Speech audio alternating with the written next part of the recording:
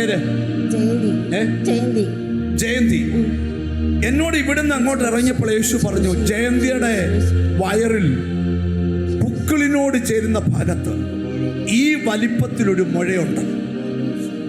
ഞാൻ ജയന്തിയോട് ചോദിച്ചു, ജയന്തിക്ക് അങ്ങനെ ഒരു മുഴയുണ്ടോ? ഉണ്ടായിരുന്നോ? എത്ര വർഷമായിട്ടുണ്ടായിരുന്നു? 10 വർഷം കൂടുതൽ. ഇവിടെ വന്നിരിക്കുമ്പോഴും ഉണ്ടായിരുന്നു. ഇപ്പോഴാ മുഴയോ? നിങ്ങളുടെ ഇടയിൽ നടക്കുന്ന കാര്യമാണ് പറയുന്നത്. ഈ വലിപ്പത്തിൽ മെഡിക്കൽ സയൻസിനെ മുറിച്ചു മാറ്റാൻ പോലും വയ്യാത്ത രീതിയിൽ വെളിപ്പെട്ട രോഗത്തെ നിങ്ങൾ ഇരിക്കുന്ന അതേ വേദിയിൽ വന്ന് യേശു തൊടുക.